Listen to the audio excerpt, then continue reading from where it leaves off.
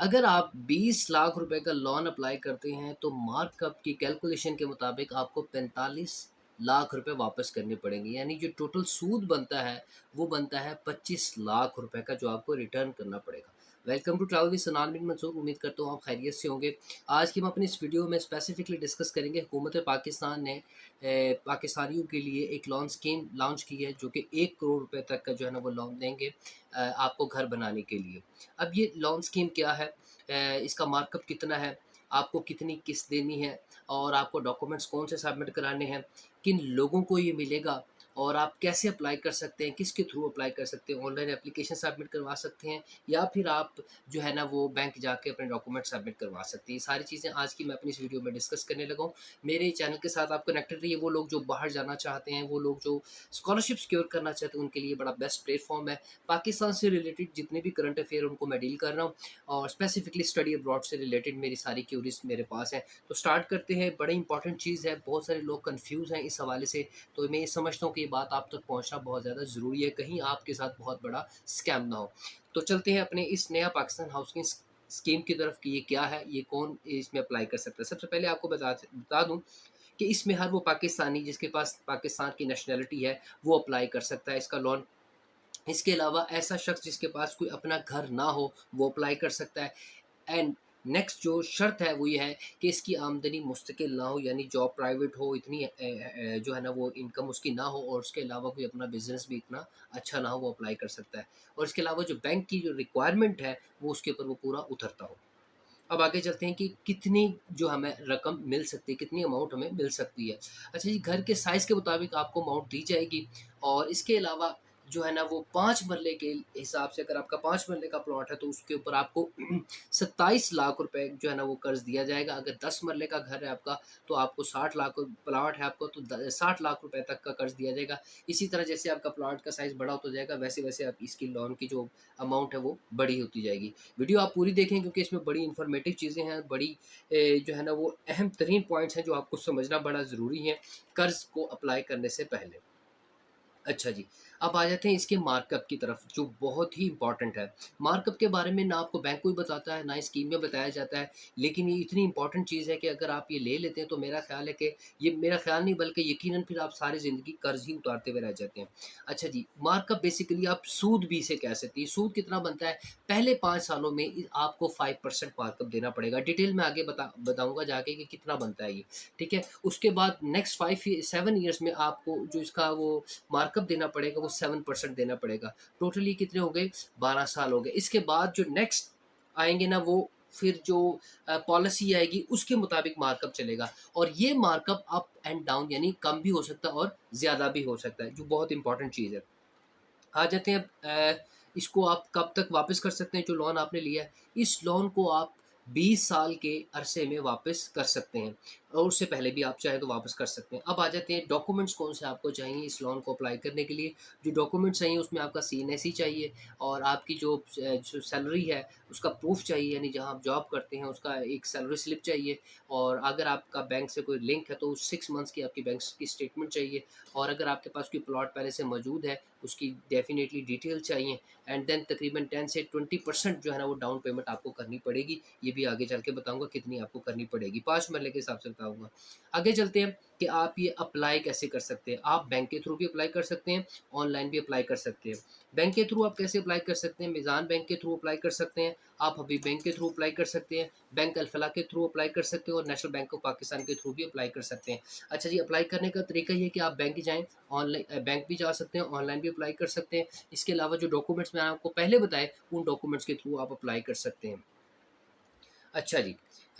अब आगे चलते हैं, जो बड़ी इंपॉर्टेंट चीज़ें हैं जो मैंने आपको बतानी है। डॉक्यूमेंट्स एक बार फिर मैं रिपीट कर दूँ, आपका आईडी कार्ड, आपका पासपोर्ट में भी ऑप्शनल हो सकता है। उसके अलावा जो प्रूफ ऑफ इनकम है वो आपका चाहिए और इसके अलावा कारोबार की सूरत में आपका टैक्स नंबर चाहिए। एंड अगर आप फाइलर हैं तो उसका एनटीएन नंबर भी आपको चलेगा, 6 मंथ्स की बैंक स्टेटमेंट चलेगी।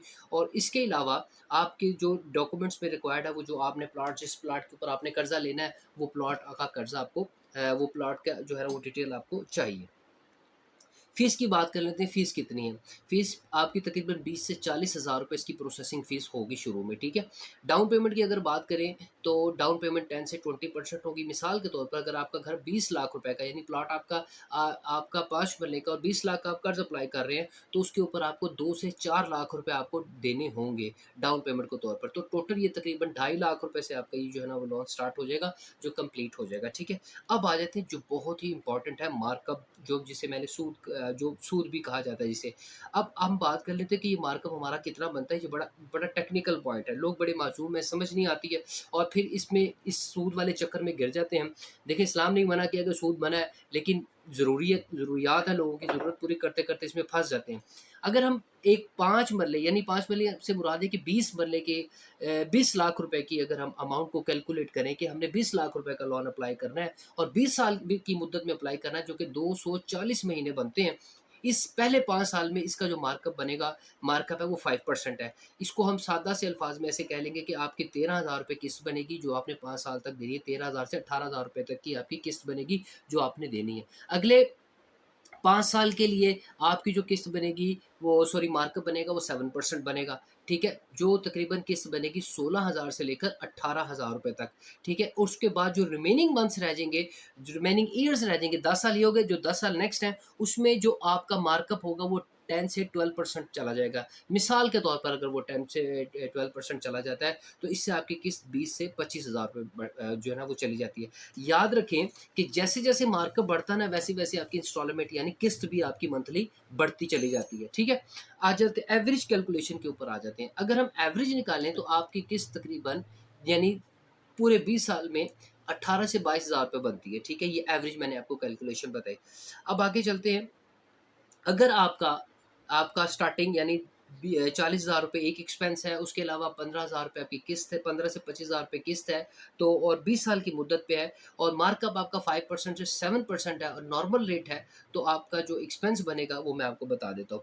20 साल के अरसे में, ठीक है? 20 साल के अरसे में मैंने आपको बताया कि अगर हम पहले 5 साल को देखें, तो पहले 5 सालों में आपने क्या किया, जो 5 सालों में जो आपने इंस्टॉलमेंट पे की, उसमें आपने 60 इंस्टॉलमेंट पे की 14,000 के हिसाब से, ठीक है? 14,000 के हिसाब से आपके जो पैसे बनते हैं, वो बनते हैं 8,40,000 रुपए बनते हैं, ठीक है? जिसके अंदर जो एक्चुअल अमाउंट है वो 5 लाख की बन गई और जो मार्कअप बन गया वो 3,40,000 रुपए का बन गया। यानी पहले 5 साल में जो आपने सूद दिया, वो दिया तकरीबन 3,40,000 रुपए का। ये हम 20 लाख रुपए की कैलकुलेशन कर रहे हैं कि अगर आप 20 लाख रुपए लोन देते हैं, तो पहले 5 सालों में आपने जो टोटल सूद दिया, वो दिया 3,40,000 रुपए का। नेक्स्ट 5 ईयर पे हम ज जाते हैं, उसके ऊपर 7% मार्कअप है, जो कि लिखा हुआ भी है एक शराइत में।